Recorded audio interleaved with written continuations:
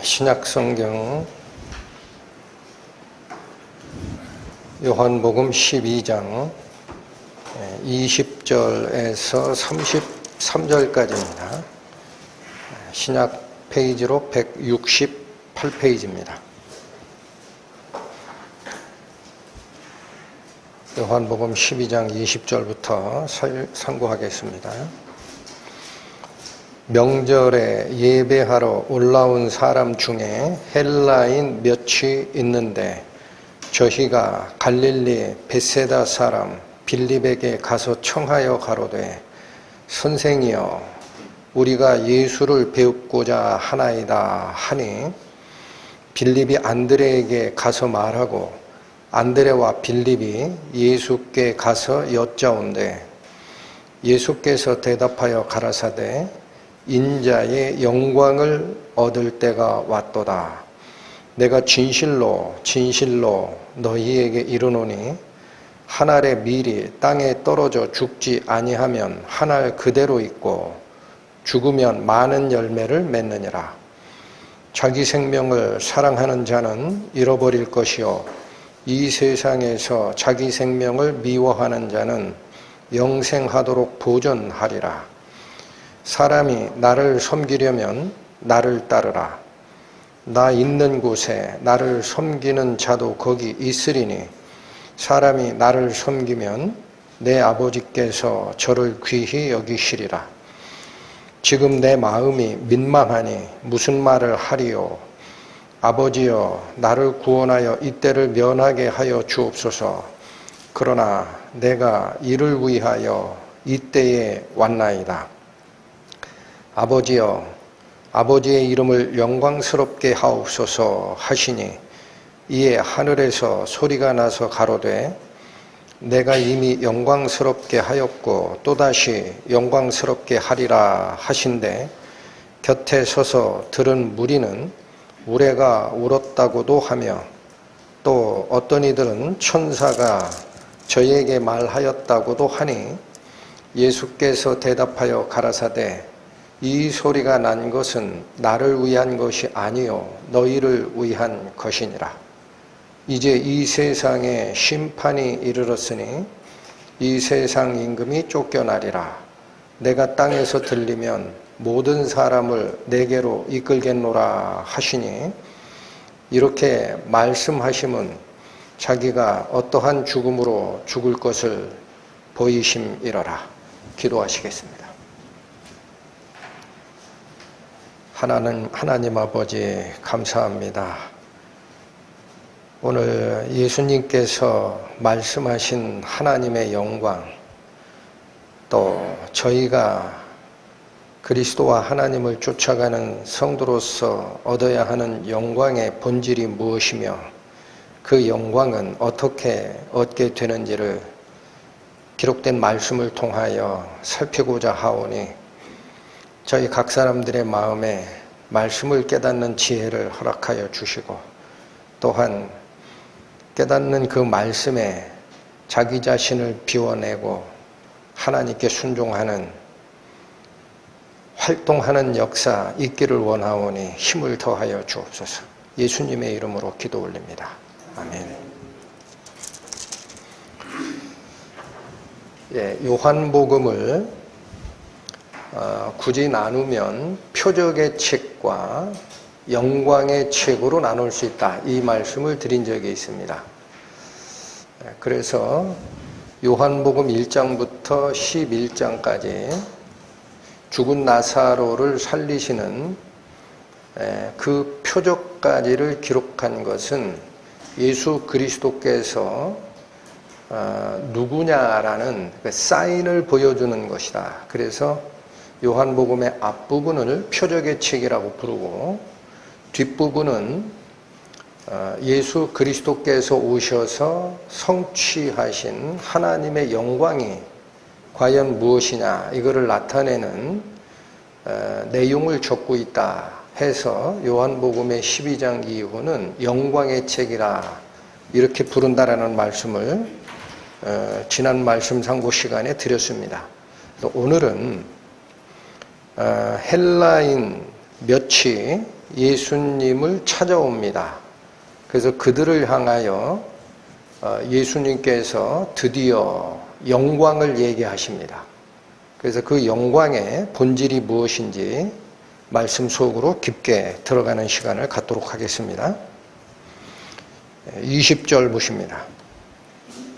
명절에 예배하러 올라온 사람 중에 헬라인 몇이 있는데 저희가 갈릴리 벳세다 사람 빌립에게 가서 청하여 가로되 선생이여 우리가 예수를 배웁고자 하나이다 하니 빌립이 안드레에게 가서 말하고 안드레와 빌립이 예수께 가서 여짜온대 이렇게 기록이 되어 있습니다.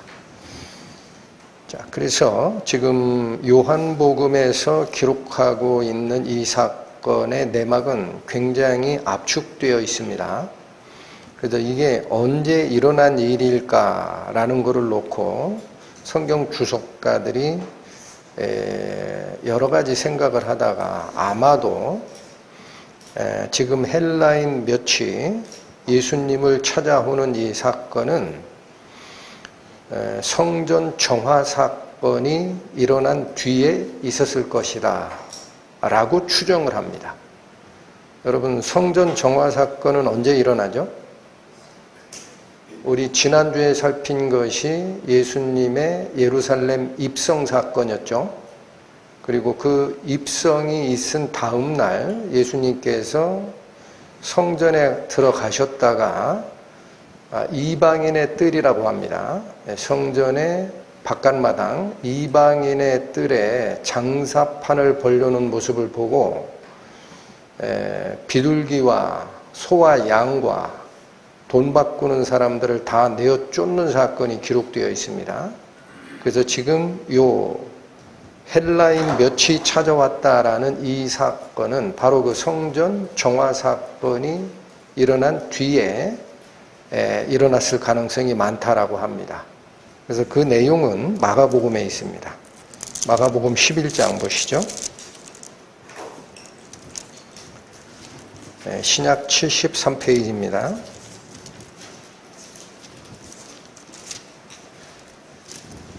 마가복음 11장 15절에서 17절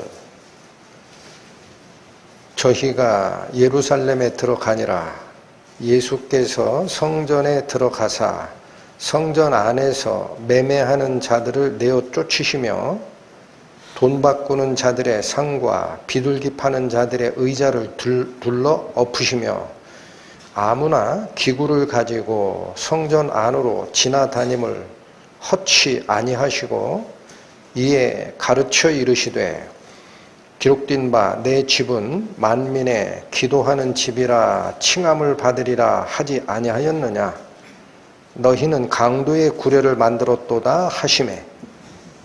자, 이 사건이 마가복음의 그 기록의 순서를 보면은 예수님의 예루살렘 입성이 있은 다음 날 다시 성전에 들어가셨다가 이 사건이 있습니다.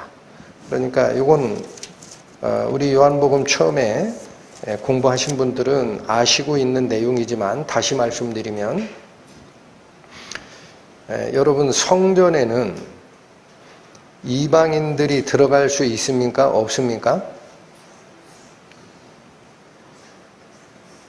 성전에 이방인들이 들어갈 수 있습니까? 없습니까? 네. 성전 안마당에는 못 들어갑니다. 성전의 안쪽 마당에는 못 들어가게 되어 있어요. 그러나 성전의 바깥마당이 있습니다. 거긴 들어가게 되어 있습니다. 그래서 그게 무슨 말이냐 했더니 여러분 이건 참고만 하십시오. 열왕기상 8장에 가시면은 솔로몬 왕이 솔로몬 성전을 건립을 하고 하나님께 헌납하는 봉헌식을 합니다. 그때 기도를 뭐라고 하느냐면 하나님은 천지를 지으신 분인데 이 작은 성전에 계시리까마는 그러나 우리가 이 성전에 와서 기도하면 하나님께서는 계신 곳 하늘에서 들으시고 우리의 이 소원을 하나님의 뜻대로 인도하소서, 이 기도를 쭉 합니다. 그리고 그 뒤에 또 무슨 말씀까지 하냐면 먼 곳에 사는 이방인이라도 누구? 이스라엘 백성 아니에요? 먼 곳에 사는 이방인들이라도 하나님의 그 조남을 듣고 이곳에 와서 이 성전을 향하여 기도하면 하나님이 들으시고 그들의 소원도 들어주소서. 그러니까 여러분, 솔로몬 성전을 처음 만들고 하나님께 봉헌식을 할 때 솔로몬의 마음속에는 당신의 선택된 백성 이스라엘 사람들이 섬기는 하나님의 성전이지만 누구도 와서 기도하라, 이방인도. 그러나 그것이 선택된 민족이 들어가는 영역과는 구분해야 된다. 그래서 성전의 바깥마당을 이방인의 뜰이다 따로 구분을 하고 거기까지 와서 기도를 드릴 수 있도록 허락했던 겁니다. 그래서 여기 마가복음 11장 17절에 이에 가르쳐 이르시되 기록된 바 내 집은 만민의 기도하는 집이라 칭함을 받으리라 하지 아니하였느냐. 예수님께서 기록된 바라는 말씀을 하실 경우에는 이게 구약 성경에 있다라는 얘기예요. 그래서 이 기록은 어디에 되어 있느냐면은 이사야 56장 7절의 말씀입니다. 그러니까 무슨 말씀입니까? 솔로몬이 솔로몬 성전을 만들 때도 성전은 이스라엘 백성들만의 전유물이 아니다라는 거예요. 하나님을 찾고자 하는 모든 자가 기도할 수 있는 곳이다. 다만 구역만 구분해 놨던 거예요. 구역만. 바깥 마당은 이방인의 뜰, 안쪽 마당은 이스라엘 사람들의 뜰. 그리고 이사야서에서도 똑같이 만민의 기도하는 집이라 일컬으리라 라고 하나님이 명을 주십니다. 여기서 만민이라는 것은 모든 민족을 얘기합니다. 그러니까 여기 다시 보시면 성전 정화 사건을 하셨을 때 비둘기 팔고 또 돈 바꾸고 하는 사람들이 어디다가 그 좌판을 벌려놓았던 거냐? 바로 그 이방인의 뜰이었어요. 이방인의 뜰, 바깥마당에 이방인들이 와서 기도할 수 있도록 만들어 놓은 그 이방인의 뜰을 대제사장들이 자기가 이권에 개입하면서 제물로 바칠 염소를 팔거나 또 성전 예배객들은 자기가 통용하던 돈으로는 헌금을 못 냅니다. 성전 동전이 따로 있어요. 그걸로 바꿔야 돼요. 그런 일들을 이방인의 뜰에서 하도록 허락했던 거죠. 그걸 예수님께서 어떻게 질책하신 겁니까? 내 집은 만민의 기도하는 집이라 일컬었는데 너희는 어찌하여 강도의 구례를 만들었느냐 하고 질책하신 사건이 있었다라는 얘기입니다. 자, 그러면 그 질책의 현장에 누가 있었을 거냐? 헬라인 중에 예배하러 올라왔던 자들이 그 광경을 목격했다라는 겁니다. 그러니까 이 헬라인, 이방인들은 이제는 자기들이 섬기는 하나님이라는 그 신이 우리를 배척한 게 아니구나 라는 걸 알아버렸어요. 예수님을 통해서도 확인을 했어요. 그러니까 이분들이 예수님을 보고자 하는 마음이 얼마나 간절했겠습니까? 우리도 하나님의 복을 받을 수 있는 자구나 라는 걸 깨우친 거죠. 그래서 그 뒤에 오늘 본문처럼 다시 보십시오.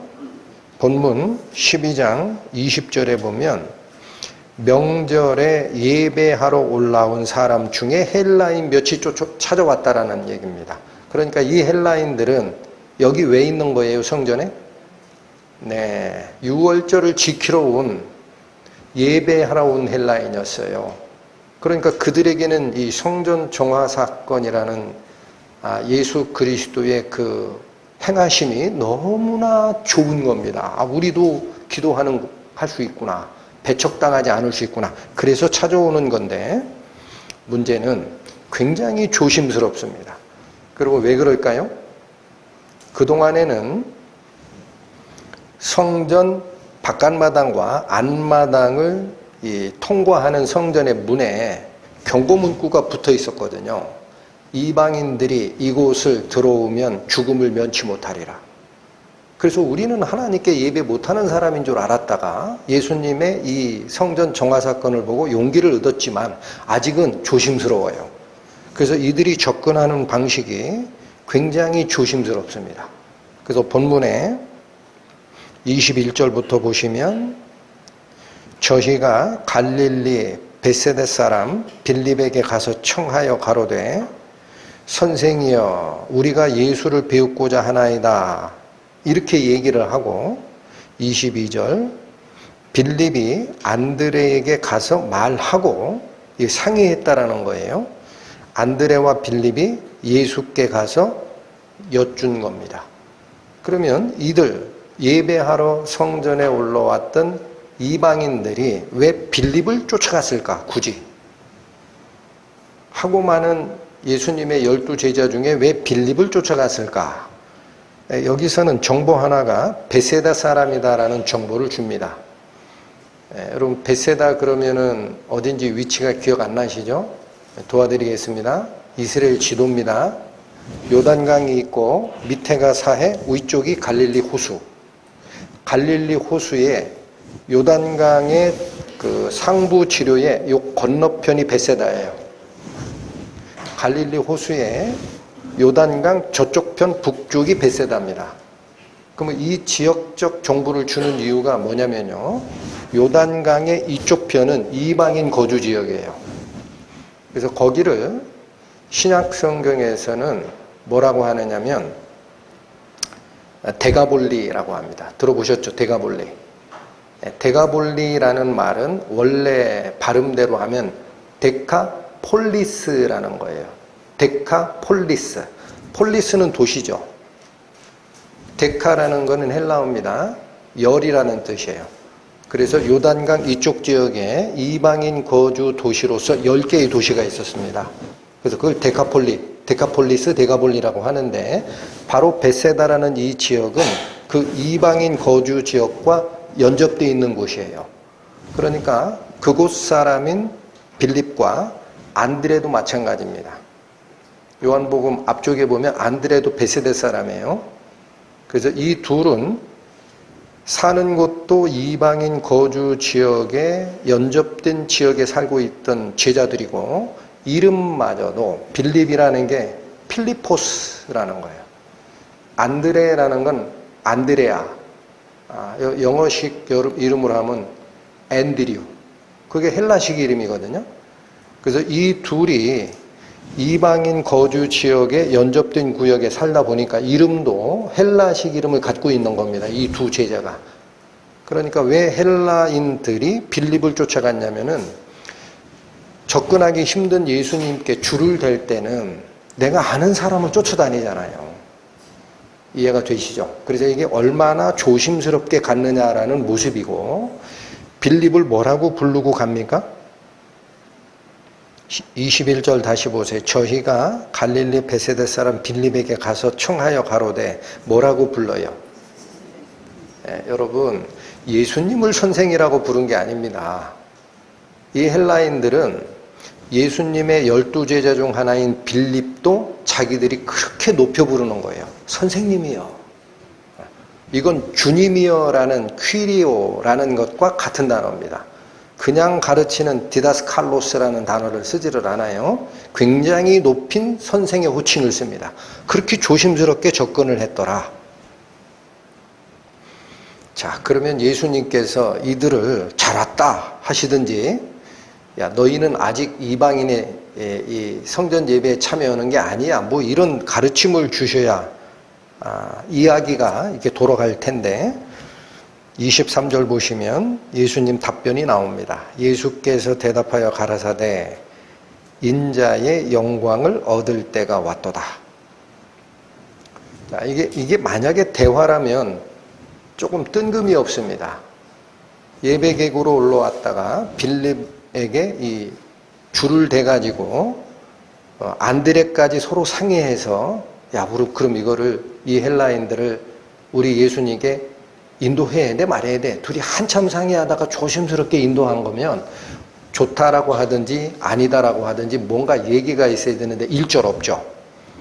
왜 그렇습니까? 성경은 그건 중요한 게 아니다라는 거예요. 그건 중요한 게 아니다.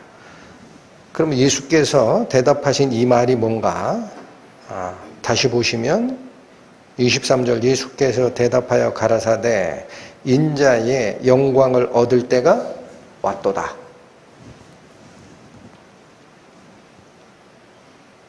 자, 인자의 영광이라는 단어가 여기 나오고요. 헬라인들이 예수님을 배알하러 온 이 사건은 바로 이 인자가 영광을 받을 때와 관계가 있다라는 얘기입니다.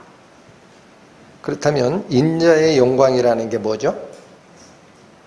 여러분, 인자라는 표현은 언제 쓰는 거죠? 구세주, 메시아로 오신 예수께서 자기를 가르칠 때 쓰는 말이에요. 그러니까 이거를 말을 바꾸면 메시아, 구세주의 영광을 받을 때가 왔다라는 뜻입니다. 조금 더 확실해지죠?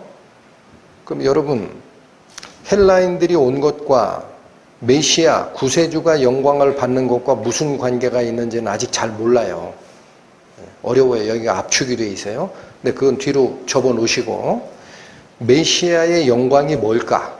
생각해 보셨습니까? 여기서부터 이게 영광의 책이에요. 요한복음의 뒤 여기서부터 예수께서 영광을 얘기하신다. 그럼 그 메시아의 영광이라는 게 뭘까? 뭐가 영광이죠? 여러분, 메시아는 하나님의 입장에서는 이 땅에 임무를 주어서 파송한 특사입니다. 맞죠? 이해하기 쉽게 설명드릴까요? 우리나라 대통령이 있는데 어떤 나라와 문제가 생겼어요. 그래서 이거는 그냥은 안 되겠다 해서 대통령 특사를 파견해서 이 문제를 해결을 하고 오시오 하고 보냈어요. 근데 그걸 성취를 못하고 돌아왔어요. 그럼 이 특사가 영광을 받아요? 얼굴이 면목이 없어져요? 그렇죠. 그래서 이 특사, 메시아는 영광이 뭐냐? 보낸 자가 부여한 임무를 완수하는 것이 메시아의 영광입니다. 자, 여기 17장 보세요. 177페이지 보십시오. 177페이지 요한복음 17장 4절과 5절 말씀 봅니다. 4절 아버지께서 내게 하라고 주신 일을 내가 이루어 아버지를 이 세상에서 영화롭게 하였사오니. 자, 요 4절 말씀은 무슨 얘기냐면 메시아로 오신 예수께서 성부 하나님께서 주신 일이 있다라는 거예요. 메시아 보고 해라, 완성시켜라 라고 한 그 일, 그것을 이루었다라는 거예요. 완성해서 이 메시아의 일을 완성함이 곧 누가 영화롭게 되는 일이라?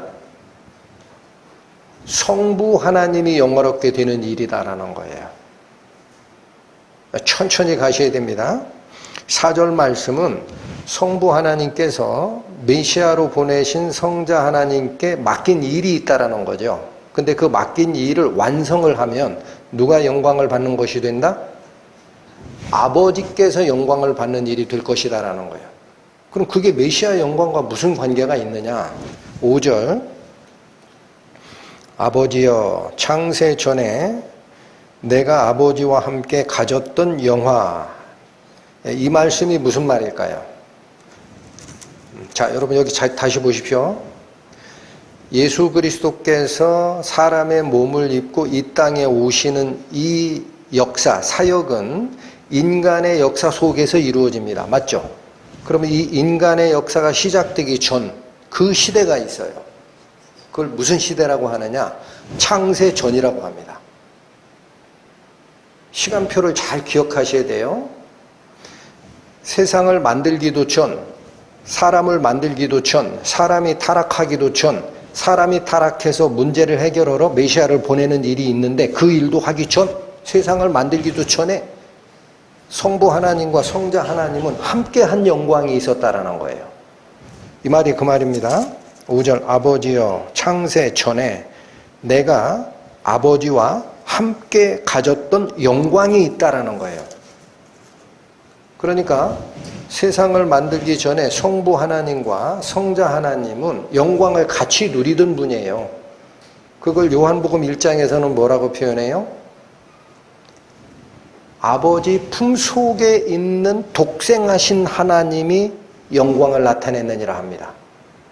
아버지 품속에 아들 하나님이 같이 계신 거고, 요한복음의 예수님의 말씀대로 하면 아버지께서 내 안에 계셔서 당신의 일을 하는 거야 라고 얘기하신 그 상태. 그래서 나와 아버지는 하나이니라 라는 그 상태. 어렵습니까? 성부 하나님과 성자 하나님은 같은 분이란 말이에요. 그러니까 영광을 같이 누렸던 존재다라는 얘기입니다. 그런데 5절 다시 보세요. 아버지여 창세 전에 내가 아버지와 함께 가졌던 영화가 있어요. 근데 그 영화로 지금도 아버지와 함께 나를 영화롭게 하옵소서. 이게 무슨 말이죠?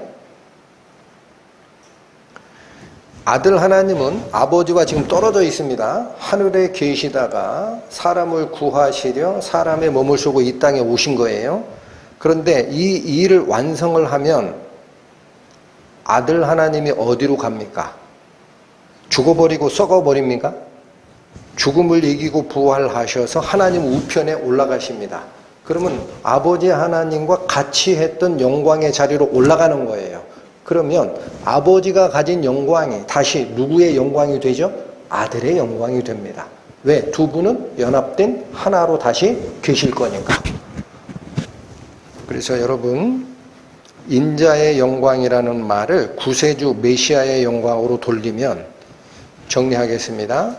성부 하나님께서 메시아에게 이 일을 이루어내라 라고 한 그 일을 이루어내는 게 성부의 영광도 되고 메시아의 영광도 된다라는 얘기예요. 우리가 지금 집중해야 되는 거는 이 영광의 책의 서문을 열고 있는 거예요.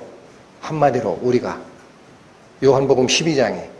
그러면 성부 하나님께서 메시아에게 이 일을 해라 하고 명한 그 일이 뭐냐를 알면 메시아가 언제 영광을 받는지를 우리는 확실히 알 수 있습니다.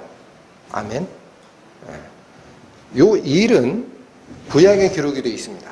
여러분, 그래서 예수 그리스도가 오셔서 하는 일이 엉뚱하게 누구 성인의 반열에 들어간 사람을 후에서 쫙 추앙하게 하느라 이 기독교를 만든 게 아니에요.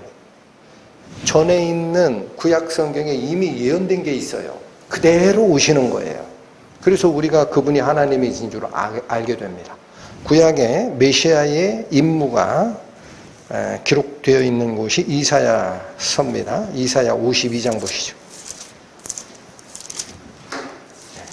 구약 1032페이지입니다. 이사야 52장 13절에서 15절까지 봅니다. 찾으셨죠? 제가 읽겠습니다. 이사야 52장 13절 여호와께서 가라사대 보라 내 종이 형통하리니 받들어 높이 들려서 지극히 존귀하게 되리라. 여러분 13절 하나만 읽으면 우리가 알고 있는 개념으로는 잘 통하지가 않아요. 그 왜 그러냐면 하나님께서 하나님의 종이 누군가 있어요. 그 종을 그러면 하나님은 주인이시고 종이면은 비천한 자인데 왜 이 종이 지극히 높은 위치까지 올라간다라고 하느냐 이거예요. 이것도 맞지가 않아. 근데 여러분 구약 성경에서 종이라는 표현은 신분도 되지만 역할과 지위를 얘기하는 겁니다. 종이 뭐가 종이죠? 주인이 시키는 일을 하는 게 종이죠. 이게 특사예요. 특사. 파견받은 자 특사. 여호와께서 보라 내 특사가 내가 보낸 그 일을 맡은 자가 형통하게 돼서 받들어 높이 들려 어디까지 올라가리라? 여러분 여기 지극히 존귀하게 되리라 라는 표현은 하나님께 쓰는 용어입니다. 하나님께 쓰는 용어예요. 아무도 이 용어를 가져가면 안 됩니다. 그걸 취하려 했다 저주받은 게 루시퍼입니다. 에? 아침의 아들 계명성입니다.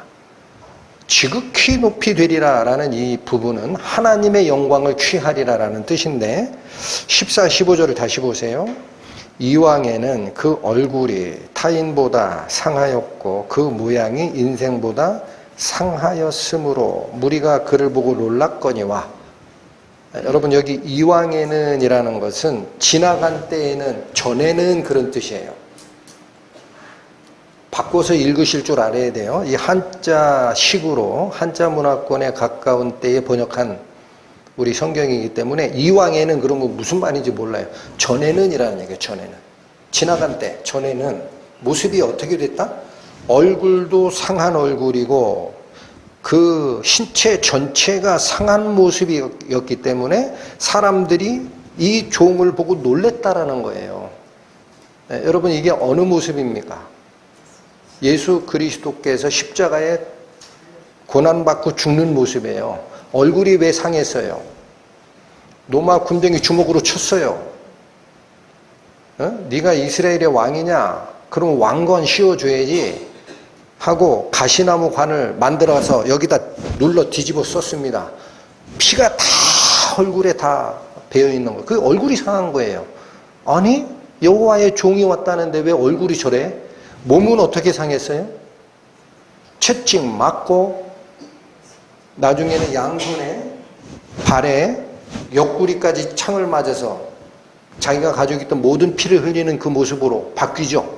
이게 얼굴이 타인보다 상하였고 모습이 인생보다 상하였기 때문에 그를 바라보는 그 무리들이 군중들이 보고 놀랬다라는 거예요. 전에는 그런 모습이었었는데 15절 후에는 야 이제는 이해가 되죠.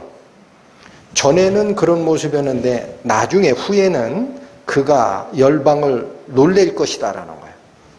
여러분 이렇게 상함을 받는 여호와의 종 메시아가 나중에 어떤 일을 한다? 열방을 놀랄 것이라고 합니다. 여기도 한자라 어렵죠. 열방이라는 것은 많은 민족이라는 뜻이에요. 열방이 뭐라고요? 바꿔 읽으세요. 이 메시아가 이스라엘을 놀라게 하는 게 아닙니다.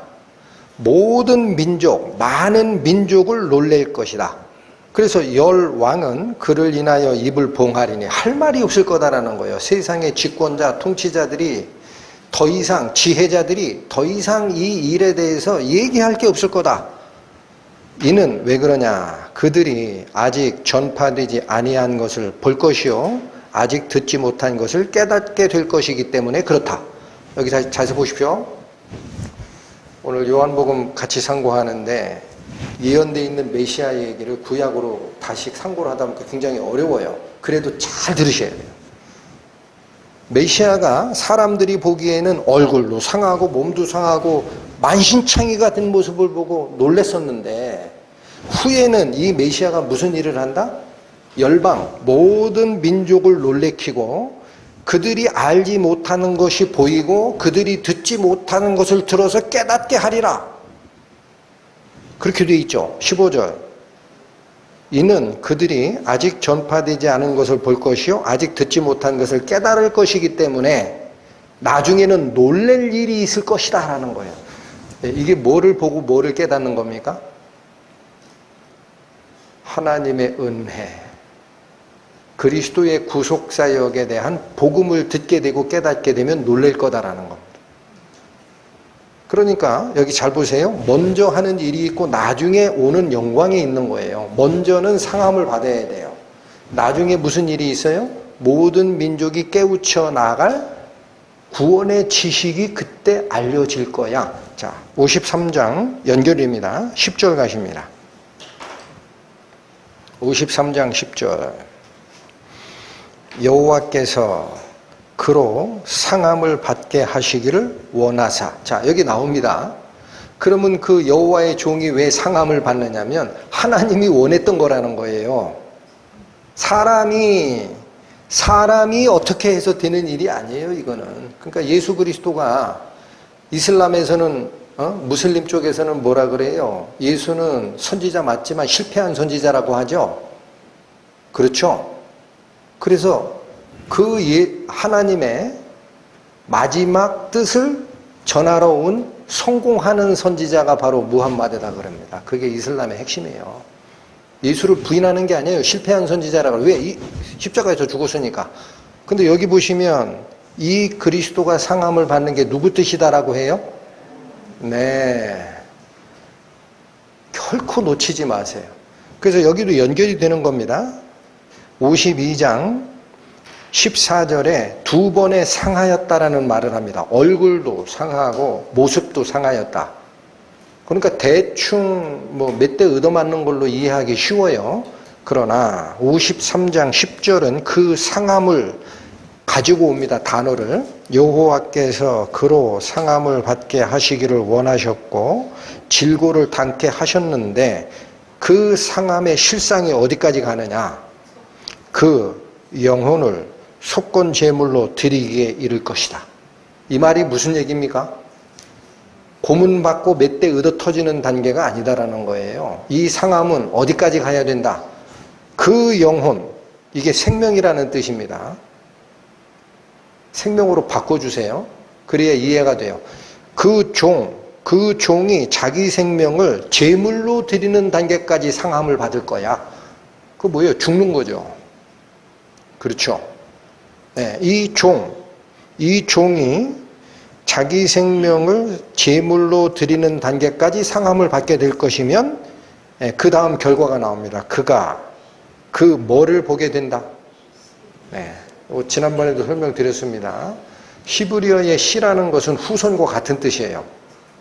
여러분 여기 다시 보세요. 메시아 하나님의 뜻을 성취하러 오시는 하나님의 의로운 종이 상함을 당하는 게 하나님의 뜻인데 어디까지 상함을 당하느냐? 자기 생명을 제물로 바치는 단계까지 상함을 받아야 됩니다. 죽어야 됩니다. 그러면 이 죽는 일을 왜 하느냐면 죽어야 뭐를 보게 된다 그래요? 시를 본다 그래요.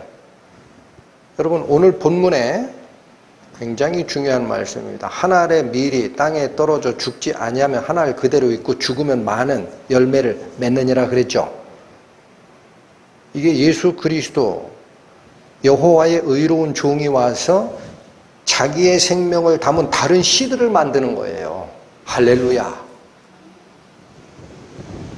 성경 어디에 한 톨이라도 어긋남이 있는 줄 아십니까? 성경은 하나님이 쓰신 거예요. 네? 기억하셔야 돼요. 몇천 년의 역사를 두고 이걸 예언해 나가시는 거예요. 자, 그래서 여기도 중요한 게 있습니다. 왜 그러면 여호와가 보내는 의로운 종이 꼭 죽어야 되느냐면 여기는 잘 안 나왔어요. 그가 자기 생명을 제물로 바치는 단계에 이르러야 그가 자기의 후손을 본다라고만 얘기를 하셨어. 어디서? 이사야서에서. 근데 오늘 본문에 예수님께서 하시는 말씀의 핵심이 뭡니까? 한 알의 밀알이 땅에 떨어져 죽지 아니하면 한 알 그대로 있다. 근데 이게 죽으면 많은 열매를 맺히지 않느냐?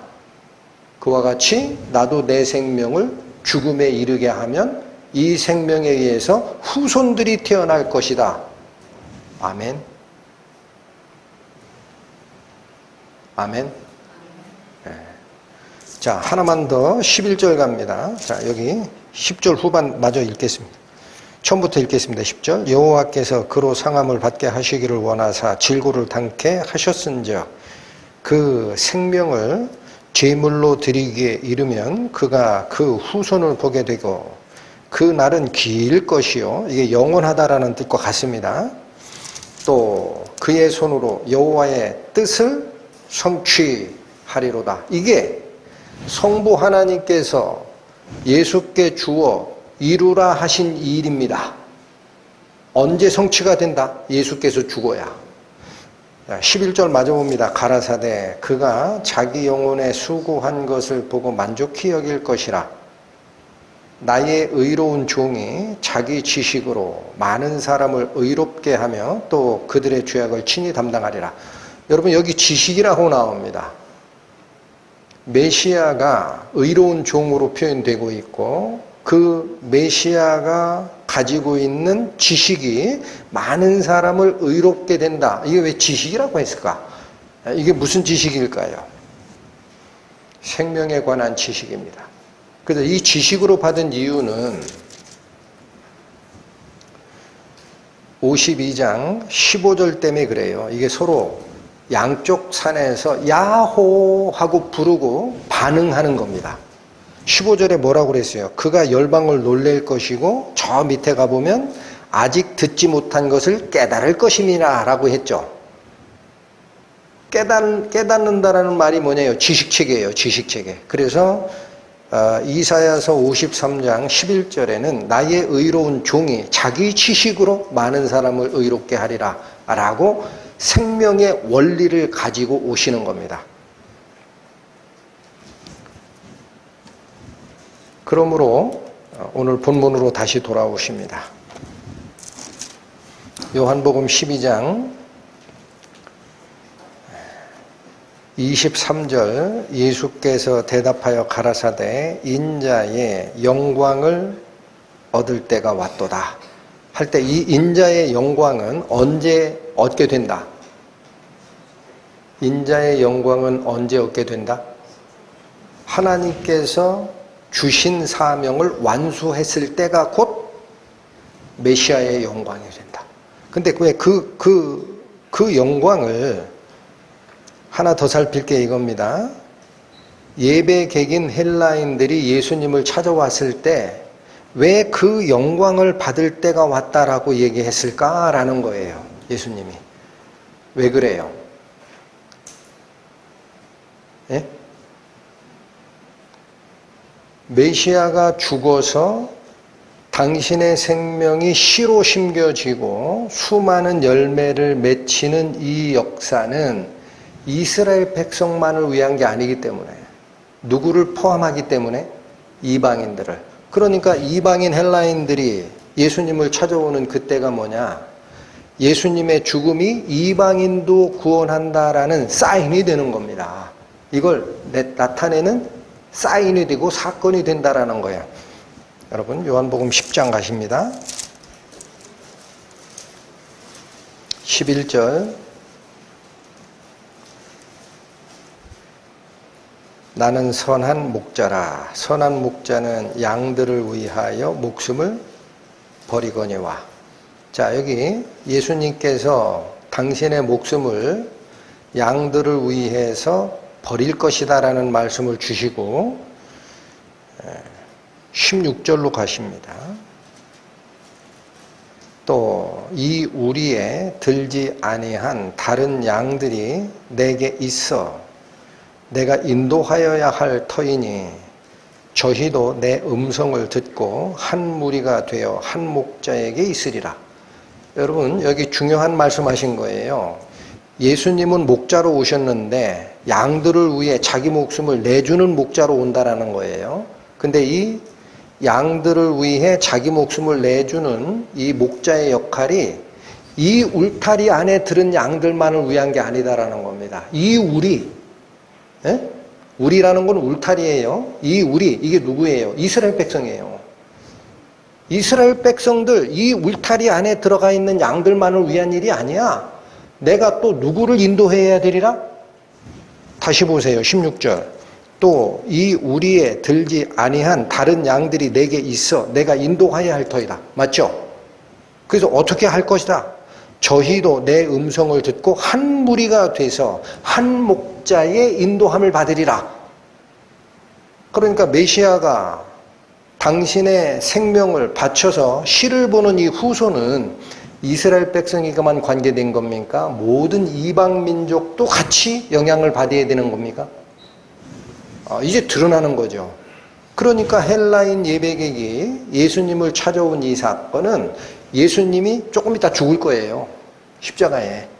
그런데 예수님이 바라보는 시선은 뭐냐?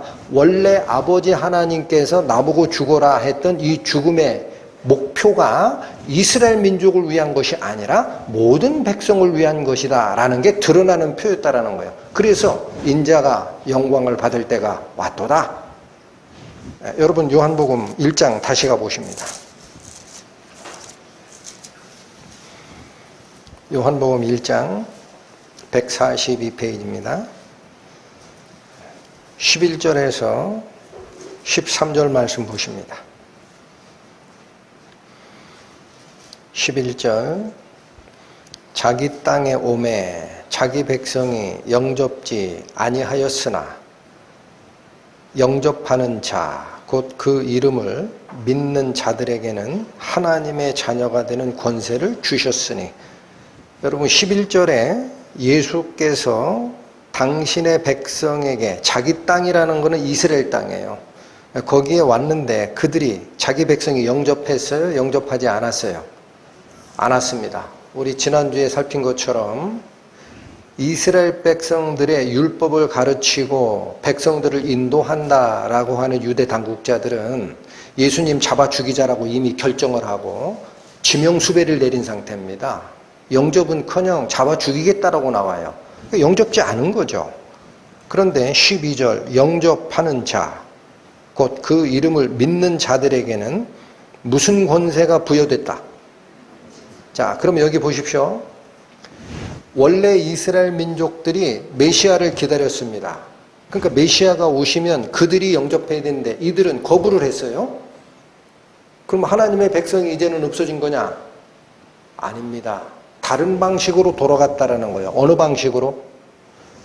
영접하는 자, 그 아들의 이름을 믿는 자들에게는 하나님의 뭐가 되는 권세가 부여됐다? 여러분 여기 백성이라고 안 합니다. 자녀입니다. 자녀. 이게 완전히 다른 개념이에요. 백성이라는 것은 하나님이 관리하는 양떼 개념이지만 하나님의 자녀라는 것은 하나님이 낳으셔야 돼요. 맞죠? 요즘에 애완동물 기르는 분들은 강아지 보고 내 새끼 엄마라고 그래? 아빠 이렇게 하는데 그거 아니고 성경의 원리는 자녀라는 말을 주시기 위해서는 하나님이 부모가 되어야 됩니다. 하나님이 낳으셔야 돼요. 그래서 다시 갑니다. 12절부터 읽어볼까요? 영접하는 자, 곧 그 이름을 믿는 자들에게는 하나님의 자녀가 되는 권세를 주셨으니 이는, 즉 이 자녀들은 혈통으로나 육정으로나 사람의 뜻으로 나지 아니한 자녀들이라는 거예요. 그러니까 뭡니까? 혈족적 이스라엘이 아니라는 거예요. 혈통으로 낳는 자녀가 아니다라는 거예요. 그럼 어떻게 낳아요? 오직 하나님의 뜻으로 나지 아니하고 오직 하나님께로서 난 자들이라. 그러니까 하나님이 난 자가 따로 있어요. 그럼 이거는 뭘로 맺어지는 자녀 관계입니까? 혈족 관계가 아니다. 무슨 관계로 맺어져요? 예? 믿음으로. 여기 다시 보세요. 12절 영접하는 자 곧 그 이름을 어떻게 하는 자들에게, 그러니까 하나님께서 메시아 예수 그리스도를 이 땅에 보내시고 그 생명을 제물로 바치게 한 후에 그 뒤에라야 자기의 후손 씨를 보게 될 텐데 요게 하나님의 자녀가 되는 거고요. 그 하나님의 자는 하나님이 낳는데 어떻게 낳느냐? 혈족적으로 낳는 게 아니에요. 무엇으로 낳아요? 믿음으로. 믿고 born again, 거듭난 자가 하나님의 자녀가 되는 원리가 이미 선포가 되어 있었더라. 자, 오늘 본문으로 오십니다. 그러니까 다시 정리하고 가겠습니다. 헬라인 예배객들이 예수님을 조심조심 찾아왔는데 예수님은 선언을 하신 거예요. 내가 내 목숨을 제물로 바치러 온 이유가 바로 이들을 위해서도 죽어야 되는 거야. 그 얘기를 하신 겁니다. 24절 보시죠. 이제부터 굉장히 중요한 가르침이 나옵니다. 24절 내가 진실로 너희에게 이르노니 한 알의 밀이 땅에 떨어져 죽지 아니하면 한 알 그대로 있고 죽으면 많은 열매를 맺느니라. 여러분 이거 예수 그리스도의 죽음을 얘기하는 이 비유입니다. 우리가 땅에다가 밀을 씨로 뿌리면 그 땅에 뿌려진 밀이 어떻게 해야 싹이 나요? 자기 형태를 버려야 됩니다. 자기는 양분이 돼야 돼요. 그걸 죽었다고 한 거예요. 생명을 사라졌다고 하는 게 아니에요. 밀이 가지고 있는 그 생명력이 자기 형태를 고집하지를 않고 그거를 새싹을 돋게 하는데 영양분으로 주게끔 자기를 버린 겁니다. 그러면 이게 한 알의 밀알이 땅에 썰어져 죽었다라는 거예요. 그러면 싹이 나고 밀이 열매를 맺죠. 그래서 이 예수 그리스도의 죽음을 요 비유로 나타낸 것은 당시의 농경사회였기 때문에 이 얘기를 하면 다 알아듣기 때문에 못 알아들을 사람이 없어요. 다 알아들어요. 한마디로 예수님의 죽음은, 다시 보세요. 밀알이 땅에 떨어져 죽어서 밀싹을 틔우고 밀을 자라게 하고 밀이 열매를 100개를 열었다라고 가정을 합니다. 그러면 죽은 그 생명이 뭐로 바뀌었어요? 다시 씨로 바뀌었어요. 어렵지 않죠? 원래 땅에 심겨졌던 그 밀알, 밀씨가 맺은 열매가 다른 걸 맺어요? 똑같은 밀씨를 맺어요? 그 예수 그리스도의 죽음은 많은 살아있는 씨들을 낳기 위한 한 씨의 죽음이라는 겁니다. 그게 이사야서 말씀하고 지금은 너무나 은혜롭죠. 그가 자기 영혼을 속건제물로 드리기에 이르면 그가 뭐를 볼 것이라? 씨를 볼 것이라. 할렐루야. 예수님이 가져오시는 거예요. 얘들아, 이사야에 있던 그 메시아가 자기 씨를 넣는다는 게 이거야. 내가 그래서 죽으러 온 거야. 얼마나 정확하냐? 못 알아들을 수 없지? 이렇게 얘기하신 거예요. 그 예수님 비유로 얘기하시는 거예요. 못 알아들을까 봐. 그런데 여기 지금 예수님은 한 알의 밀의 비유를 얘기를 하셨어요. 근데 식물이죠. 근데 저는 무슨 생각을 했냐면 그 다음 구절 때문에 다음 구절을 먼저 살피고 가겠습니다. 자, 24절은 예수님이 죽어서 당신과 속성이 똑같은 자기의 후손들이 생명을 얻게 된다라는 원리인데, 분명한 원리인데, 25절은 다른 얘기입니다. 25절, 자기 생명을 사랑하는 자는 잃어버릴 것이요 이 세상에서 자기 생명을 미워하는 자는 영생하도록 보존하리라. 제가 왜 이게 다른 얘기라고 얘기를 했냐? 여러분이 같은 얘기입니까? 다른 얘기입니까? 같은 얘기이면서 다른 얘기입니다. 잘 구분하셔야 돼요. 뭐는 같은 얘기냐면 24절 예수님께서 한 알의 밀알로 밀씨로 심겨져야 그 예수님의 씨 모습을 닮은 다른 살아있는 씨들이 나온다라는 이 비유가 25절로 올 때는 원리는 같은 거예요. 자, 내가 가지고 있는 육신적 생명이 있습니다. 이 생명을 보존하고 안 죽으려고 하고 하면은 이 생명이 다른 생명으로 바뀔 가능성이 없어요. 그렇죠? 근데 이 자기 생명을 다른 생명이 탄생하기 위한 밑거름으로 바치면 뭐가 나온다라는 거죠? 영생이 나옵니다. 다시 보세요. 25절. 자기 생명을 사랑하는 자는 잃어버릴 것이요 이 세상에서 자기 생명을 미워하는 자는 어떻게 되도록 보존된다? 영생하도록 보존이 되는 원리가 있다. 그게 같은 겁니다. 다시. 제가 설명을 드리려고 하는데 이걸 이해 못 하시는 분들도 있으니까 무슨 원리가 같다는 얘기냐면 많은 밀씨들을 만들려고 예수님이 당신의 생명을 버린 것과 원리는 같다라는 거예요. 내가 영생을 얻기 위해서는 내가 가진 이 육체적 생명을 씨로 버려야 된다. 이 원리는 같아요. 근데 뭐가 다르냐? 24절은 예수님께서 하신 일이고 25절은 우리 신자들이 해야 할 일입니다. 이게 다릅니다. 그래서 여기부터 잘 들어주셔야 됩니다. 여러분 영생을 얻기를 원하십니까? 구원을 받기를 원하시고 born again, 거듭남이 뭔지, 내가 하나님의 자녀가 됐다라는 증거를 얻기를 원하십니까? 원하시지 않는 분은 관계없어요. 신경 끄세요. 원하시면 이 원리를 쫓아오라는 얘기입니다. 이 원리를 빗나가서는 아무것도 안 된다. 아멘. 그러니까 다시 보시라. 다시 보시라. 자기 생명을 사랑하는 자는 잃어버릴 것이요, 이 세상에서 자기 생명을 미워하는 자는 영생하도록 보전하리라. 자, 이 말씀이 무슨 뜻일까? 자기 생명을 잃어버리면 잃어버리지. 자기 생명을 미워하고 잃어버리면 다시 찾게 된다라는 말이 무슨 말일까? 여러분, 제가 이 말씀을 상고하다가 예수님은 밀알의 비유를 드셨어요. 근데 저는 비슷한 거 하나가 있다라는 생각이 번뜩 들었어요. 무슨 생각이냐면, 여러분, 애벌레는 날아요, 못 날아요? 못 날아요. 땅을 기어야 돼요. 그죠? 근데 이 애벌레가 하늘의 생명체로 바뀌는 원리가 있습니다. 그걸 변태라고 합니다. 어떻게 해야 바뀝니까?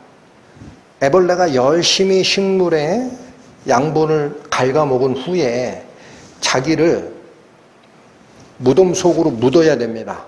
그 꼬치 만드는 거예요. 꼬치를 만들고 속으로 들어가지 않는 한은 이게 나비가 된 방법이 없어요. 맞죠?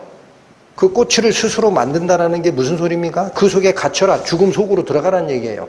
그러면 이 생명이 죽는 게 아니라 나는 이 꼬치 속에 버렸다라고 생각하지만 그 생명이 보존되기 때문에 꼬치를 열고 나올 때는 어느 생명으로 바뀐다? 기어다니는 생명체가 아니라 하늘을 나는 생명체로 바뀌리라. 그게 영생으로 바뀌는 거예요. 그러니까 지금 기어다니는 이 생명체, 꼬물꼬물하는 이 생명체, 이 생명이 중요해서 나는 이 모습 탈피하지 않을 거야 하는 사람은 하늘을 나는 생명체로 바뀔 기회가 없는 거죠. 아멘. 그게 영생입니다. 하늘의 생명, 영생. 땅의 생명, 이게 이 세상의 생명. 그러니까 저는 그렇다면 왜 이 세상에 있는 자기 생명을 미워하라고까지 했을까? 여러분, 제가 말씀 전하면서도 설명을 드렸지만 오늘 이 본문은 정확하게 그걸 연결을 시킵니다. 왜 이 세상은 사랑하면 안 됩니까? 여기 이 세상에 있는 자기 생명 미워하라고 돼 있어요. 미워함이라는 이 단어는 사랑과 반대입니다. 이 세상에 있는 자기 생명 사랑하면 안 된다라는 거예요. 꼬물꼬물하는 그 애벌레, 그 모습을 사랑하면 안 된다라는 거예요. 왜 안 됩니까? 하나님이 주신 생명인데 우리가 어머니 뱃속에서 나서 응애 80, 90, 100 살아가는 생이 있는데 왜 여기를 사랑하면 안 됩니까? 하나님이 주셨잖아. 주고 나서 왜 사랑하지 말라고 그래? 질문하셔야 됩니다. 마음속으로. 이 세상이 어떻길래 사랑하면 안 됩니까? 31절 먼저 가보세요. 31절. 이제 이 세상에 심판이 이르렀다. 여러분, 예수님께서 지금 선언하는 말씀이 있습니다. 이 세상은 심판의 대상이라는 거예요. 다시 한번, 이 세상은 심판의 대상입니다. 확실하죠? 그러면 이 세상에 자기 생명을 사랑하는 것은 왜 안 됐냐면 이 세상은 심판의 대상이라는 말이 무슨 얘기냐면요, 오염됐다라는 거예요. 죄로 오염됐다.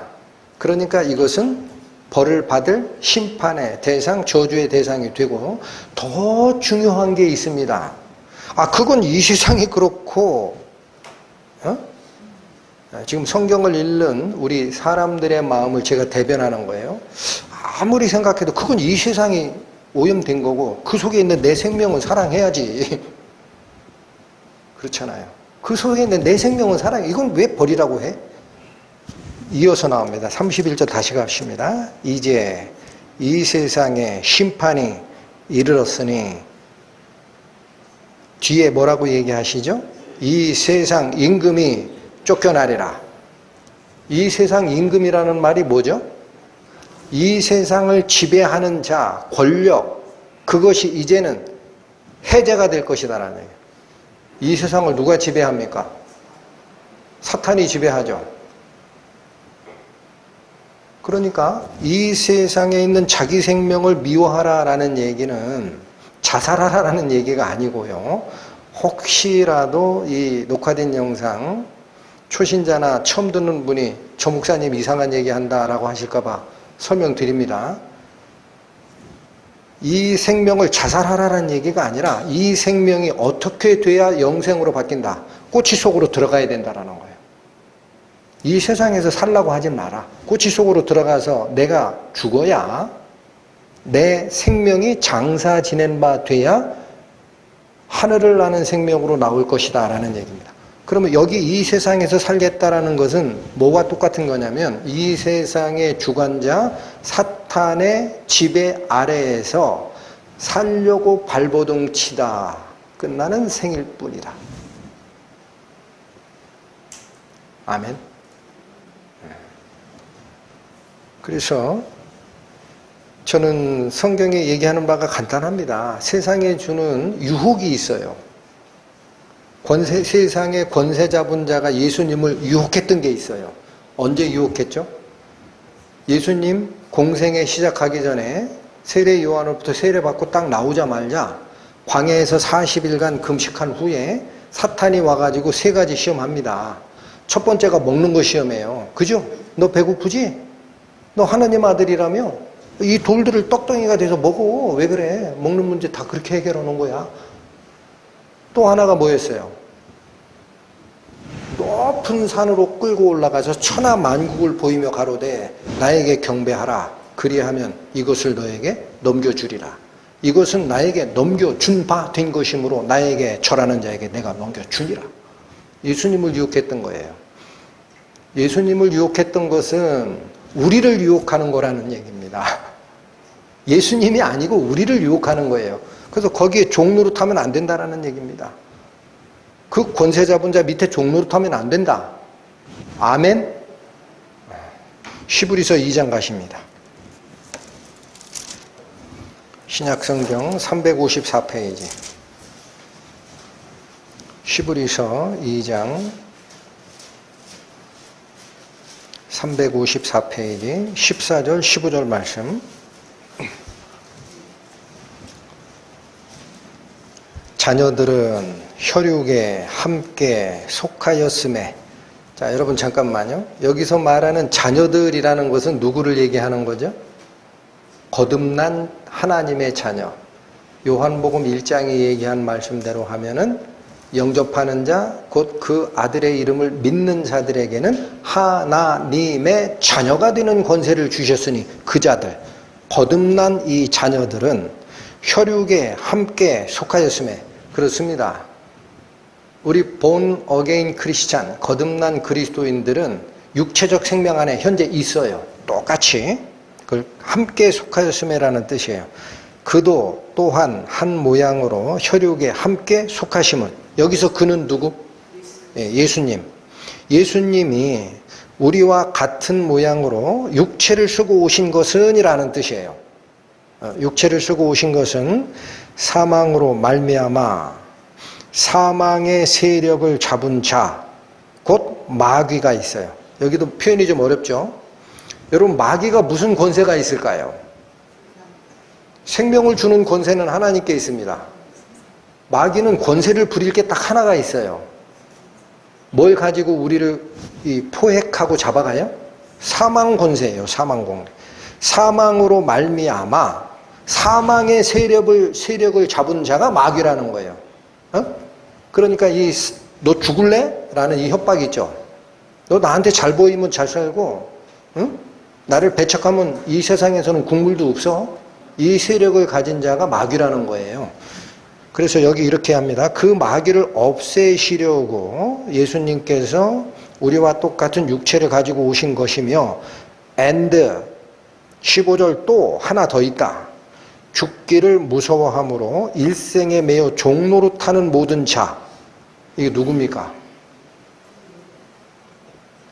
이 세상에서 자기 생명을 사랑하는 자. 아멘. 죽기를 무서워함으로 일생에 매여서 종노릇하는 자. 여러분, 우리 속담에 목구멍이 포도청이라고 하죠.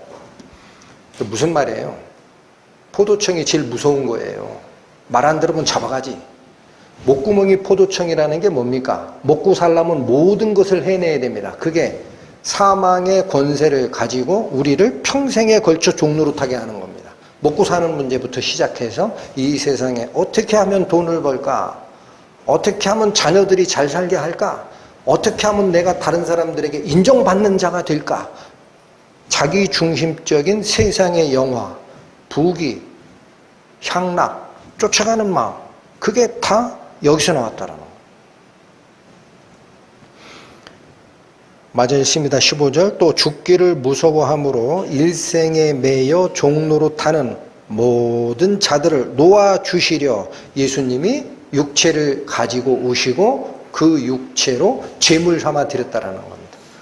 그러니까 오늘 본문으로 다시 돌아오시면 이제 예수께서 이 세상의 생명을 미워하라라는 말은 의미가 분명해지는 거예요. 이 세상은 심판의 대상이고 또 이 세상에 속해 있는 생명에 집착하다가는 누구의 지배 밑에 들어간다?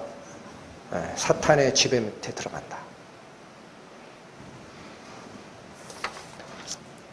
26절로 갑니다.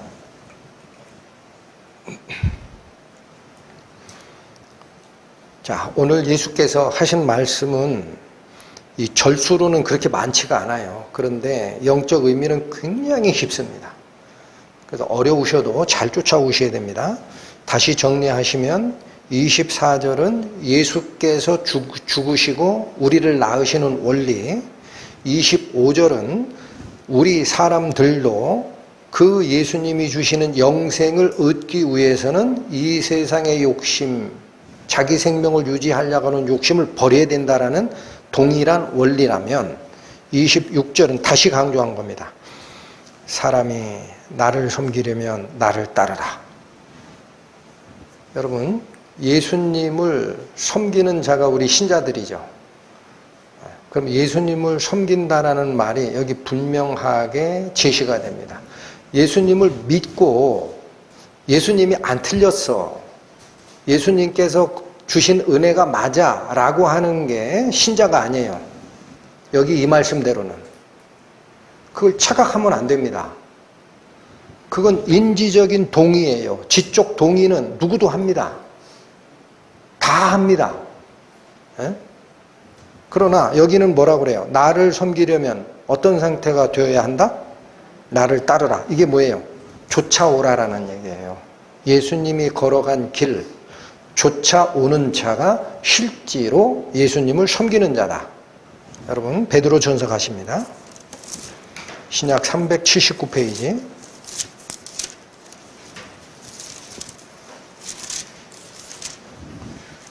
베드로전서 2장 20절, 21절 보십니다. 신약 379페이지 베드로전서 2장 20절. 죄가 있어 매를 맞고 맞으면 무슨 칭찬이 있으리요. 오직 선을 행함으로 고난을 받고 참으면 이는 하나님 앞에 아름다우니라. 이건 너무 쉽죠. 내가 고난을 당하는 이유가 내가 죄를 졌기 때문에 고난을 당하는 거라면 거기에는 칭찬이 있을 수 없습니다. 응분의 대가를 받는 것뿐이죠. 그런데 선을 행함으로 고난을 받는 일이 있고 그래서 그 고난을 이겨내는 상태가 된다면 하나님 앞에 아름다운 것이다. 이 말씀 왜 하실까? 21절 이를 위하여, 이를이라는 게 뭐예요? 바로 앞에 있는 선을 행하면서 고난을 받고 참아내는 그 원리, 그게 하나님 앞에 아름답다라는 이 원리를 위하여 너희가 부르심을 입었으니 그리스도도 너희를 위하여 고난을 받으사 너희에게 본을 끼쳐 그 자취를 따라오게 하셨느니라. 여러분, 본을 끼쳤다라는 이 말은 본을 보였다라는 거예요. 본은 왜 보여요? 닮으라고. 어디까지 가야 닮는 거예요? 그 자취를 따라오게 하려 하신 것이다. 자취라는 것은 발자국입니다. 예수님이 걸어간 발자국이 있어요. 그럼 그걸 멀리서 보고 아, 예수님이 저기를 가셨구나. 이건 자취를 따라가는 게 아닙니다. 그가 디진 발자국마다 나도 그 길을 따라가리이다. 이게 자취를 따라가는 거예요.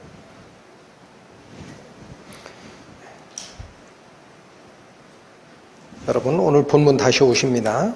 그러니까 이 말씀들이 저희를 인도하여 가고자 하는 이 영광의 그 단계가 굉장히 깊고 굉장한 우리의 결단을 요구하는 겁니다.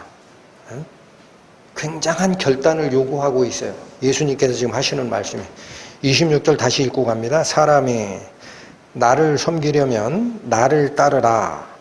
나 있는 곳에 나를 섬기는 자도 거기 있으리라. 이 뒤에 말씀은 무슨 뜻이죠? 나 있는 곳, 예수님이 지금 어디 계십니까? 하늘에 계시죠. 그러면 우리가 구원받으면 하늘로 간다라는 생각을 가지고 있어요. 그 지식이에요. 근데 여기는 실천을 얘기합니다. 나 있는 곳에 누구도 같이 있게 된다. 다시 볼까요? 사람이 나를 섬기려면 나를 따르라. 나 있는 곳에 누구도 같이 있게 될 것이다.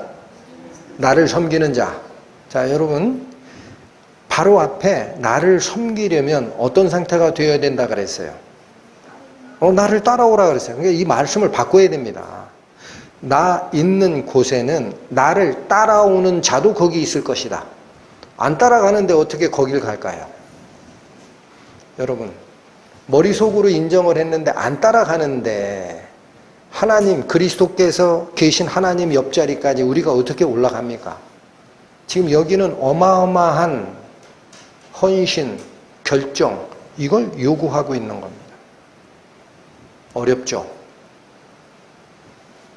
자, 제가 이런 말씀을 교제 중에 드리면 어떻게 생각하시는 분들이 있냐면 맞는 말씀이지요. 그런데 그것은 하나님께 특별히 은혜 받은 사명에 자기 헌신을 약속한 목회자들이나 이런 분들이 하는 거지 우리 개인 성도들이 감히 그럴 수 있습니까? 이렇게 얘기하시는 분들이 있어요. 여러분, 17장 다시 갑니다. 요한복음 17장. 요한복음 17장 신약 178페이지 18절 보십니다.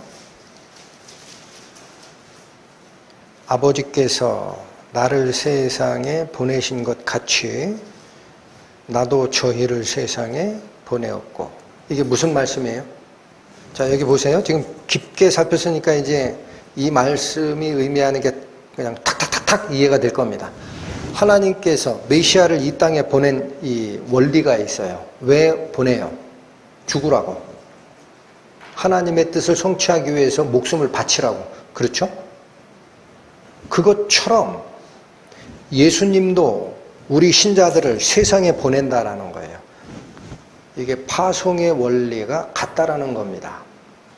다시 예수께서 하나님의 임무를 받고 이 세상에 오셔서 죽기까지 복종하는 그게 예수께서 당신의 신자들을 세상에 남겨놓고 이 일을 해라 라고 하는 원리랑 똑같다. 다르다 같다. 다시 읽습니다. 아버지께서 나를 세상에 보내신 것 같이, 그렇죠? 똑같다는 얘기예요. 그것처럼 나도 저희를 어디에 보내요? 그러니까 구원받은 우리 성도들이 이 세상에 몸담고 살아있는 거는요, 구원해놓고 이제 네 마음대로 너희의 길을 가라가 아니에요. 사명을 위해서 파송받은 자입니다. 우리가. 또 하나, 여기 파송의 원리가 같다라고만 하면은 너무 힘들어. 이거 어떻게 이걸 감당하지? 근데 여러분, 하나님은 영광을 같이 나눠주십니다. 할렐루야. 어디를 보시느냐? 22절 가세요. 22절. 내게 주신 영광. 이게 뭔지 아시죠? 우리 아까 4절 5절에서 봤던 그겁니다. 아버지께서 나에게 주어 하라 하신 일을 내가 이루어 아버지를 영화롭게 한 것처럼 아버지여 창세전에 내가 아버지와 함께 누렸던 그 영광으로 다시 나를 회복시켜 주셔서 했던 그 영광, 메시아가 회복받은 그 영광, 내게 주신 영광을 내가 누구에게 줍니까? 할렐루야. 성부께서 메시아 그리스도를 보내셔서 임무를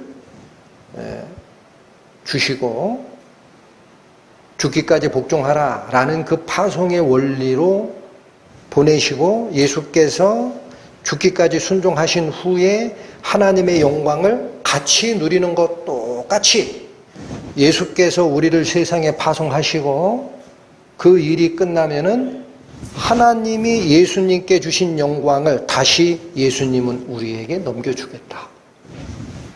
영광도 같고 고난도 같고 쫓아가야 될 길도 같습니다. 그래서 저는 거룩한 말씀에 그런 표현을 드리기가 뭐한데 어떤 사람은 구원을 받고 어떤 사람을 판원을 받는 게 아니에요. 그렇죠? 어떤 사람은 구원을 받고 어떤 사람은 8원, 어떤 사람은 7원 받습니까? 다 같이 구원을 받은 자입니다. 누구 목숨값으로? 예수님의. 이 영광이 지금 그리스도께서 우리의 손을 이끌어 가려고 하는 그 영광이라는 얘기입니다. 본문으로 다시 가십니다. 요한복음 12장 26절을 읽고 가겠습니다. 사람이 나를 섬기려면 나를 따르라. 나 있는 곳에 나를 섬기는 자도 거기 있으리니 사람이 나를 섬기면 내 아버지께서 저를 귀히 여기시리라. 자, 근데 이 원리가 얼마나 어려우면 우리를 위해서 예수님이 본을 보이십니다. 이 말씀 준비하다가 다시 보였어요. 이게 쉬운 일이 아니라는 거예요. 예수께서 메시아의 사명을 띠고 이 땅에서 죽음까지 복종하는 이 과정이 우리에게도 똑같이 명을 해 주셨고 그 영광을 같이 누릴 거야 라는 이 일이 성경에 기록되어 있고 하나님의 뜻이고 그리스도의 입을 통해서 증거된 것이지만 쉽지 않다. 누구마저도 힘들었다. 예수님께서. 지금 다시 봅니다. 27절. 지금 내 마음이 민망하니 무슨 말을 하리요? 여러분 여기서 민망하다라는 이거는 한자라 지금 우리가 사용하는 민망하다라는 게 아니에요. 우리는 뭐 이상한 속옷 비슷한 거 입고 가는 분 보면 아유 보기 민망하다 이러죠. 그 민망하다가 아니에요. 이 한자는. 민자는 번민하다 할 때 민자입니다. 망자는 황망하다라는 때 망자예요. 그래서 이 말은 번민하고 번민하여 정신이 없다라는 뜻이에요. 그래서 다른 번역본에는 내 마음이 괴로우니 이렇게 번역했습니다.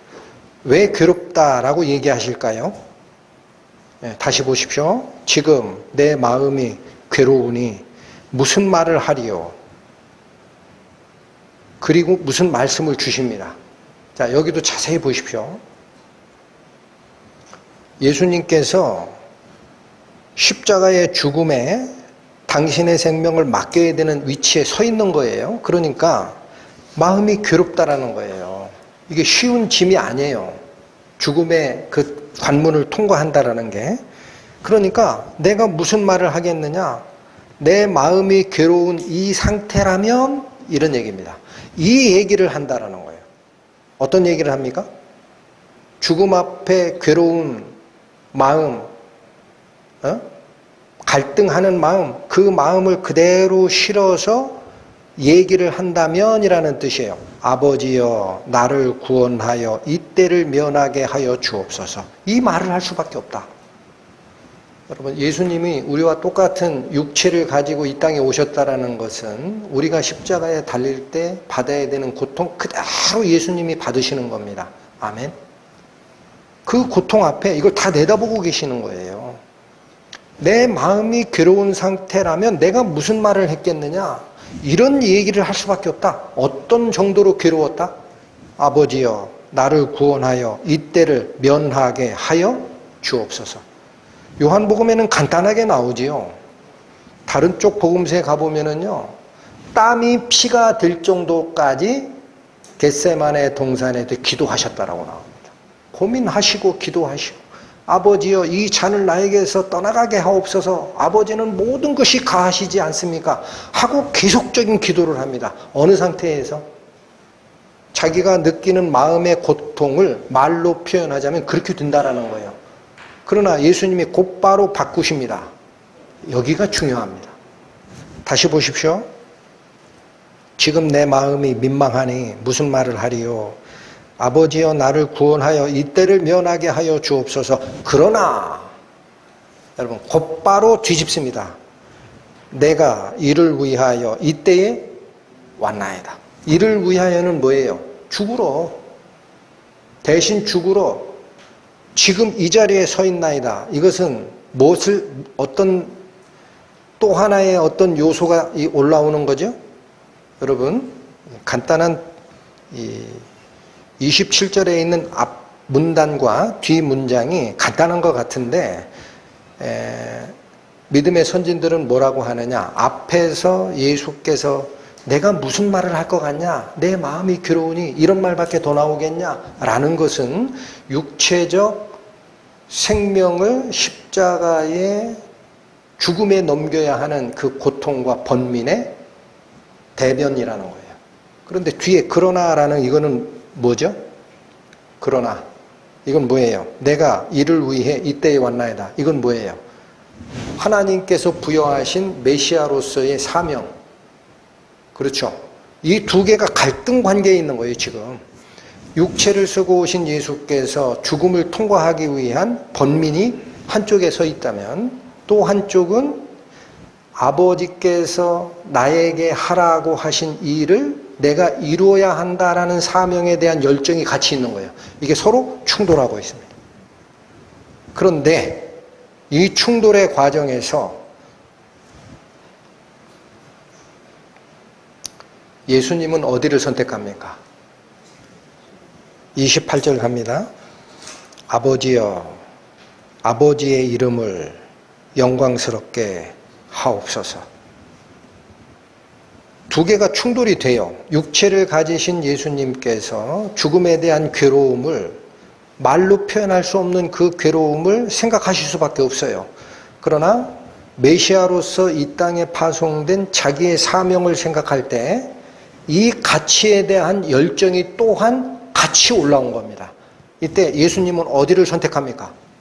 아버지여, 아버지의 이름을 영광스럽게 하옵소서. 이게 무슨 말일까요? 여러분 이게 무슨 말이죠? 아까 요한복음 17장에서 말씀을 드렸습니다. 내가 아버지께서 내게 주어 하라 하신 일을 이루어 아버지를 영화롭게 하였다라고 합니다. 그 말은 아버지의 이름을 영화롭게 하소서라는 것은 아버지께서 원하신 뜻을 이루소서라는 거예요. 아멘? 이 똑같은 내용이 기록된 마가복음 14장에 가보면 내 뜻대로 하지 마옵시고 아버지의 뜻대로 되기를 원하나이다 라고 되어 있습니다. 그 말이 어떻게 바뀐 거예요? 아버지의 이름을 영광스럽게 하옵소서. 여러분 이 고민의 과정이 복음서를 읽다가 보면은요 우리가 이 공감하는 능력이 있어요. 이 공감하는 능력을 상실했을 때는 아 예수님은 하나님의 아들이시지 뭐 그 십자가에 죽는 거 한 3시간이면 되더만 그 참으시면 되지 뭐 이렇게 고민하고 땀이 피가 될 정도까지 이렇게 기도하셨을까? 이런 생각을 갖기 쉽습니다. 여러분이 십자가에 달린다면 그렇게 간단하게 갑니까? 육체를 가지신 예수께서도 그 육체적 괴로움을 생각할 때는 이 말밖에는 안 나오는 상황이다라는 거예요. 그러나 예수께서는 뭐를 떠올리셨습니까? 메시아로서 해야 할 사명의 열정을 떠올리시고 곧바로 기도는 뭐로 드리십니까? 내 뜻대로 마옵시고 아버지 뜻대로 이루어 주옵소서. 그래서 여러분, 이 말씀이 기록된 것은 우리도 그렇게 가란 얘기예요. 다시 한번요. 이 말씀이 기록된 것은 예수님이 나약했다라는 얘기를 하는 게 아니에요. 그렇게 읽으시면 성경 잘못 읽으신 거라고. 예수님이 세례 요한한테 세례를 받으시고 40일 금식한 후에 사탄에서 받는 그 유혹 세 가지가 예수님 거라고 생각하면은 성경을 전혀 안 읽으시는 것 똑같은 거예요. 우리가 받는 유혹이에요. 여기도 똑같아요. 우리가 이 유혹 속에 있다라는 겁니다. 그러니까 우리가 우리 자신을 죽여야 영생을 얻게 된다라고 예수님이 자꾸 얘기하시는데 이 결정이 핵심이 어디에 있느냐라는 거예요. 네. 이 원리에 대해서 아주 은혜로운 말씀을 하신 어떤 분이 있었습니다. 이겁니다. 나를 죽인다라는 거 있죠. 자아를 죽이는 것은 단념하는 것이 아니라 그래요.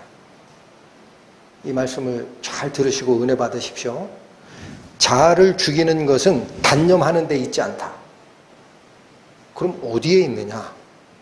더 고귀한 가치를 발견한 후에 그 가치를 선택하기 위해 다른 것을 버리는 것이다. 자아를 죽이는 핵심 원리가 어디에 있다? 단념함에 있지 않다. 예수님도 단념을 못했어요. 생각이 두른다고. 육체를 가지고 있는 자는. 맞죠? 그걸 끊어내는 게 아닙니다. 그걸 기도로 올렸잖아요. 아버지 하실 수 있으면 이 잔을 나에게서 치워주십시오라는 기도를 하셨잖아. 그 정도로 단념이 안 되지만 그걸 이겨내는 힘은 뭐다? 더 고귀한 가치. 하나님께서 무엇을 사랑하시고 하나님께서 무엇을 고귀하게 여기시는가라는 그 지침, 그걸 발견하고 이거를 선택하는 것. 이게 자아를 죽이는 것이다. 할렐루야. 예수님이 그대로 본을 보이신 겁니다. 너희들도 이렇게 하라.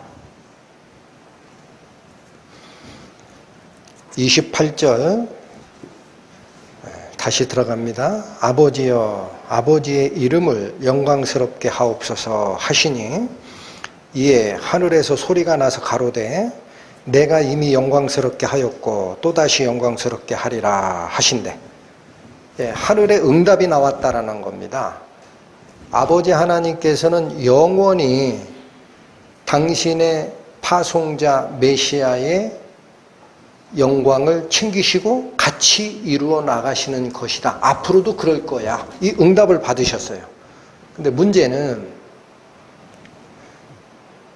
오늘 저희가 상고하는 이 본문의 제일 중요한 은혜라고 저는 봤습니다.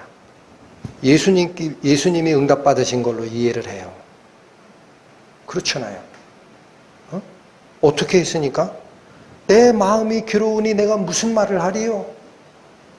아버지여 나를 구원하사 이 때를 면하게 하소서. 그러나 내 뜻대로 마옵시고 아버지의 이름이 영광되게 아버지의 뜻대로 되기를 원하나이다 라고 기도를 했더니 하늘에서 하나님 아버지께서 네 기도 잘 들었다 이렇게 응답하신 줄 안다고요. 네? 그렇잖아요. 여기 나오잖아요. 보십시오. 29절부터 곁에 서서 들은 무리는 우레가 울었다고도 하며 또 어떤 이들은 천사가 저에게 말하였다라고도 합니다. 이 하늘의 응답을 예수 그리스도가 받은 건지 뭔지 잘 모르겠다 혹은 천사가 혹시 얘기했을 것 같다 이렇게들 얘기를 합니다. 예수님이 이거를 틀어버리십니다. 30절 예수께서 대답하여 가라사대 이 소리가 난 것은 나를 위한 것이 아니라. 여러분 이 말이 무슨 말이죠? 분명히 여기 기록된 순서대로 하면 예수께서 죽음의 괴로움에 대해서 아버지께 부탁하다가 이거 아니지. 하나님의 이름이 영광 받으시는 게 맞지? 하고 되돌이킨 이 사건을 놓고 하늘에서 응답을 주셨으니까 예수님이 응답받은 거 아니야? 근데 예수님 아니라 그래요. 이 소리가 난 것은 하늘에 응답이 있는 이 모습은 나를 위해서 있는 게 아니다. 아, 이게 왜 아니다라고 할까요? 왜 아니다고 하죠?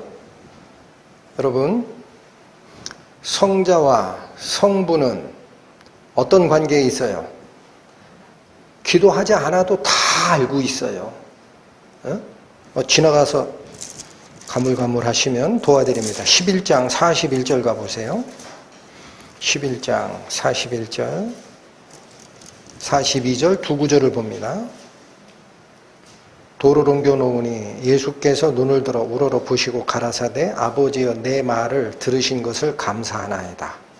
항상 내 말을 들으시는 줄을 내가 알았나이다. 그러나 이 말씀하옵는 것은 둘러선 무리를 위함이니 곧 아버지께서 나를 보내신 것을 저희로 믿게 하려 함이니라.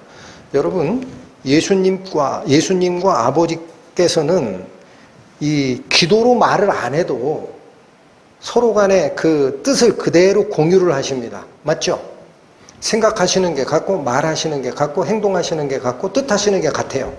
그래서 나와 아버지는 하나이니라. 예수님이 또 어떻게 계세요? 나를 본 자는 아버지를 보았다. 왜 그렇게 얘기하실까?